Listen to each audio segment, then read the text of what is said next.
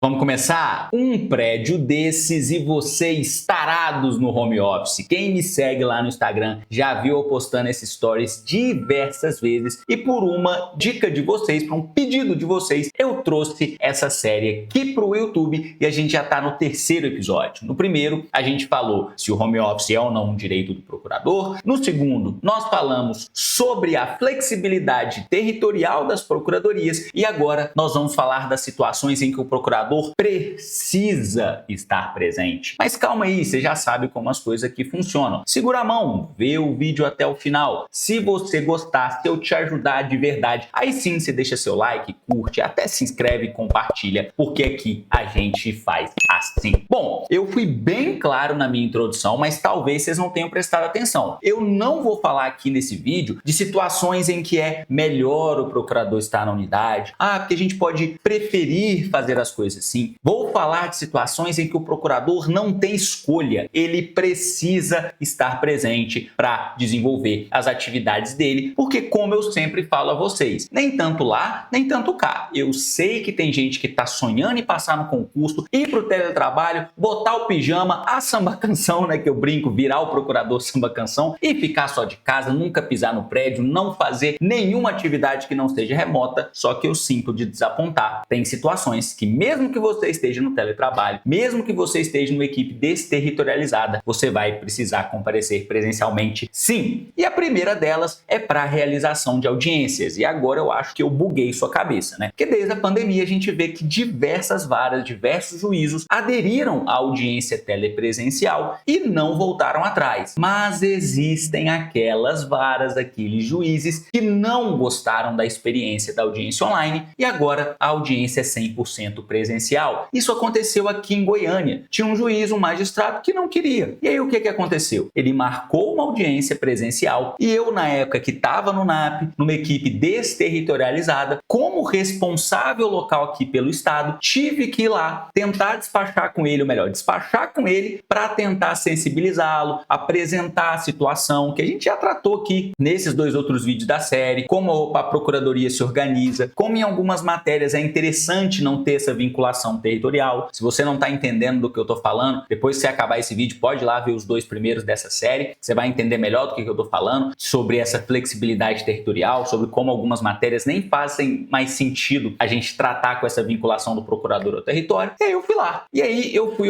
ele me atendeu, me recebeu muito bem, só que ele negou meu pedido. Ele me explicou que ele não gostava do modelo da audiência telepresencial, que além disso ele já teve problema com perda de conexão, queda de luz, que acabou prejudicando o andamento de audiências passadas, e ele foi de novo. Apesar dele ter negado meu pedido, ele foi extremamente solícito, extremamente educado, ouviu o meu posicionamento, entendeu o meu lado, mas ele simplesmente tinha um entendimento diferente e tá tudo certo. Tanto que a partir daí, essas audiências presenciais que aconteciam aqui na comarca de Goiânia, eu tinha que fazer, tinha mais outros procuradores que me ajudavam a dividir também, mas era um número bem baixo. Mas nesse caso a gente não podia simplesmente mandar a nossa participação por e-mail, forçar a barra querendo uma participação online, porque quem decide nesse caso como será feita a audiência é o magistrado e tá tudo certo. E veja que na verdade, tem duas atividades aqui, tô falando da audiência, mas tem duas atividades aqui que exigiam essa presença física. Só o ato de despachar com o juiz e querer, de tentar essa sensibilização dele, mostrar a realidade da procuradoria e tentar fazê-lo mudar de ideia para começar a aceitar as audiências telepresenciais, foi algo que eu precisei fazer presencialmente, porque veja, era uma vara que não fazia esse atendimento telepresencial, talvez até fizesse num caso específico de um advogado privado que sequer atua aqui na região, mas como a procuradoria tem sede aqui, tem procuradores lotados aqui, sim, aí eu tive que fazer presencialmente. Então esse aqui, o primeiro caso, ficou mais ou menos um 2 em 1, né? E aí a gente parte para o segundo ou para o terceiro caso, em que a presença física do procurador é exigido e a gente pode falar das reuniões institucionais. Eu estou vinculado à Procuradoria Federal junto ao FG, então eu estou aqui no estado de Goiás, e quando a gente pensa administrativamente, a gente está inserido na primeira região. Se você está no início aqui, é meio difícil entender essa divisão, mas basicamente ali a primeira região pega até do Acre ali, os estados do norte ali, pega um pouquinho alguns estados do Nordeste, desce ali pela Bahia e ia até Minas Gerais, pegando inclusive o estado de Goiás, que agora Minas Gerais virou um TRF6. Então nessa primeira região a nossa subordinação administrativa é a Procuradoria Regional Federal da Primeira Região. E a chefe hoje é uma mulher, é a Procuradora Regional Federal da Primeira Região. Estou usando esse exemplo específico porque recentemente, não deve ter nem 3 meses, ela veio fazer uma visita institucional à PF Goiás. Então todos os procuradores, salvo, claro, aqueles que estavam de licença, aqueles que estavam de férias, foram convocados para participar dessa reunião. E nessa hora, a Procuradora Regional Federal, que é a chefe, ela queria conhecer as instalações pessoalmente, queria estar pessoalmente com os procuradores. Foi um encontro muito proveitoso que a gente pôde se conhecer, a gente pôde trocar experiências, entender os rumos que ela imagina para a Procuradoria aqui no estado de Goiás, a gente expor a nossa situação. E aí também não tem como, olha, eu chegar lá e falar assim, gente, mas eu tô de trabalho remoto, por favor, cheguem aí, me gera o link que eu vou participar online dessa reunião.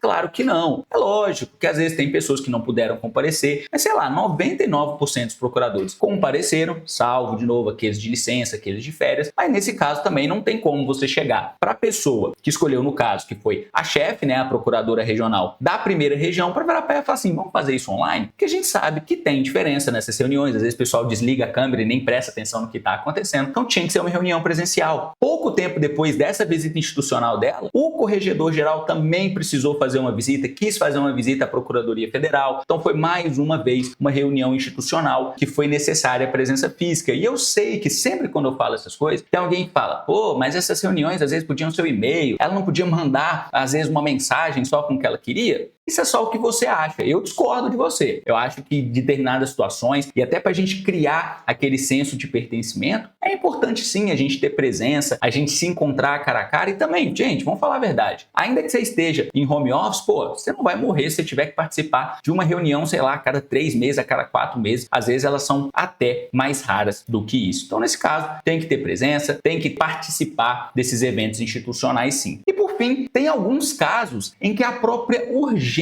exige uma presença física para a gente poder fazer a melhor decisão possível. Isso eu poderia dar um monte de exemplos aqui, mas vou usar o exemplo mais recente que eu passei quando eu já estava na minha lotação atual, que hoje eu sou procurador-chefe substituto da Procuradoria Federal junto à FG. Dia de colação de grau, tinha uma ação judicial discutindo ali o direito ou não de uma das alunas colar grau naquela data específica. A colação ia acontecer às 7, talvez às 8 da noite. Quando dá 3h30, 4 horas, chega uma liminar determinando que a pessoa em questão tinha direito a participar daquela colação de grau. E aí, como é que a gente cumpre essa decisão? E você pode estar pensando assim, poxa, é só mandar lá e cumprir.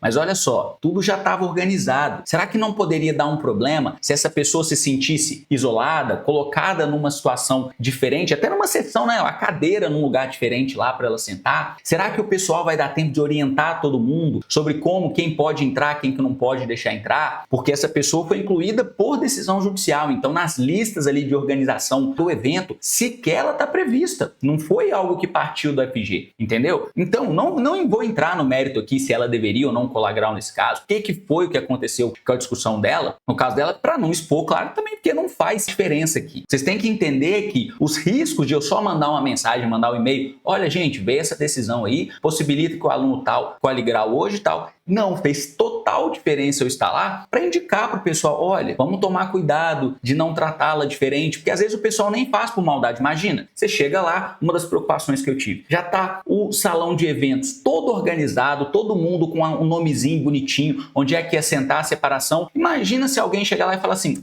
vou só botar uma cadeira aqui no canto, uma cadeira separada, pronto, criei o espaço aqui para ela, tá tudo certinho, esse aluno, essa aluna vai colar grau, poderia dar um problema depois. E eu, olhando para trás desse caso que aconteceu, eu não tenho dúvidas de que se eu não tivesse presencialmente, se eu não tivesse lá no FG para orientar o pessoal, chamar o pessoal e falar, vem cá, vamos conversar, a situação é essa, a decisão é essa, os limites da decisão é essa, cumpram, façam desse jeito, evita, tomem cuidado para não causar nenhuma diferenciação. Os riscos que a gente correria nesse momento seriam muito grandes de causar uma situação constrangedora. E de novo, eu sei que você às vezes pode estar falando, mas eu conseguiria resolver isso aqui com a minha equipe no meu WhatsApp, mandando um e-mail, a gente já trabalha junto há muito tempo. Sim, eu também tenho convicção que eu conseguiria fazer isso se eu já tivesse há mais tempo nesse cargo. Até porque eu entrei lá no início do ano, então estou quase aqui fazendo alguns 8 meses. Eu considero que eu ainda estou aprendendo, ainda estou me ambientando. Mas a gente tem que também levar em consideração que muitas vezes as pessoas da sua equipe não vão ter essa facilidade, não vão ter essa intimidade que tem com meios eletrônicos e, por vezes, demandas urgentes, demandas mais sensíveis, exigem sim a presença física do procurador. E isso acaba sendo um diferencial. E isso é tão importante que até a própria PGF já reconhece essas situações. Quando vocês olham na regulamentação da AGU sobre o teletrabalho,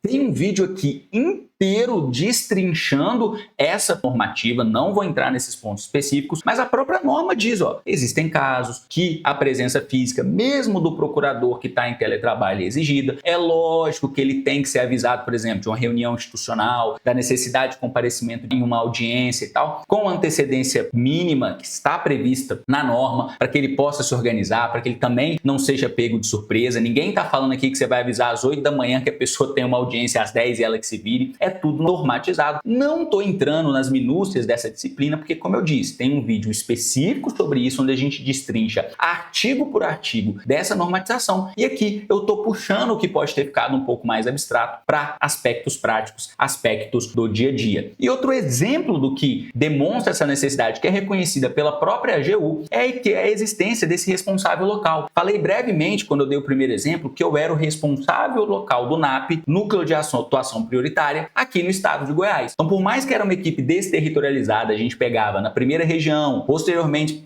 passamos de primeira e segunda região para pegar todos os processos relacionados com improbidade e atuação criminal, a gente tinha que ter o responsável local, que era eu aqui em Goiás, justamente para lidar com essas demandas que exigiam uma presença física. Por exemplo, organizar aqui entre os procuradores como ficaria essa escala de audiência, às vezes ter um contato mais próximo com o tribunal, com um juiz específico, para a gente garantir que os processos seriam conduzidos da melhor maneira, uma série de outras demandas, algumas de cunho mais jurídico, outras de cunho mais administrativo, para organizar e para balancear. Que sempre eu estou falando com vocês desde o primeiro episódio da série, nem tanto lá, nem tanto cá. Por mais que exista sim a possibilidade de teletrabalho, exista sim a possibilidade de uma equipe desterritorializada, exista sim a flexibilidade territorial, a gente não pode achar que isso aqui é terra de ninguém, cada um faz o que quer, e é sempre tendo em vista a eficiência do serviço público. Então, se você está de olho na AGU e já está sonhando com teletrabalho, já está sonhando com uma desterritorializada, fique tranquilo, com o tempo, com todo mundo consegue essa lotação, mas também não vem aqui entrando achando que você vai fazer o que você quer do seu jeito, porque é festa, porque é tudo liberado, porque não é. E se você tá doido para entrar nas procuradorias, quer ficar de home office, seu procurador samba canção, quer saber quais que estão ganhando mais, quais que estão ganhando menos, quais têm mais dia de férias, é muito simples. joãomarceloliveira.com.br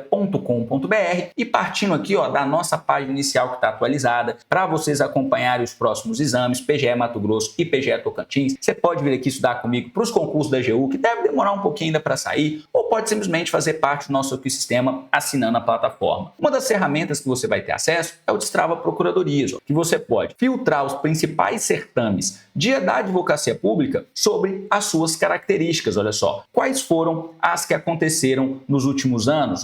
Tá aqui filtrado para vocês, ou pela nota de corte, quais exigem ou não experiência jurídica, quais permitem advocacia privada, ou até mesmo quais que têm mais tempos de férias. E aí, uma vez que você escolhe aqui o seu foco, você pode utilizar o seu calendário. Aqui estava mostrando para os meus alunos como é que eles criam uma meta para a PGE Mato Grosso. E aí, digamos que hoje ou amanhã queira estudar, por exemplo, direito tributário de 9 até o meio-dia. Está criado. E aí você sentou aqui para estudar o tributário e você vai resolver, ou melhor, você vai ficar 60 minutos lendo jurisprudência. Está aqui o seu rastreamento de tempo, que isso vai virando a sua tag de tempos de estudos, tudo para você ter controle absoluto sobre os seus estudos. Tem diversas outras funcionalidades aqui, o seu painel de desempenho, que você pode acompanhar tudo da melhor maneira, olhando por semana, como você foi em cada semana. De novo, tudo feito para você ter o controle total do seu planejamento de estudos. E agora eu vou aqui dar uma olhada o que vocês estão falando lá no YouTube, ou melhor, aqui no YouTube, né, para eu não deixar vocês falando sozinho. E aqui o Wagner Oliveira 7 Cat1006 falou: excelente conteúdo, professor, obrigado. Ficaria muito lisonjeado. Ô, rapaz, é educado e culto. Se o senhor fizesse um vídeo, ou não, você, um vídeo, entrevista sobre a realidade diária dos procuradores públicos que não tinham qualquer experiência pretérita na advocacia, ou seja, como costuma ser o acolhimento pelos colegas, advogado, dificuldades e desafios que enfrentarem, etc. Principalmente para aqueles que não tiveram experiência de estagiar em órgãos públicos da área jurídica ou escritório de advocacia, como eu, só tive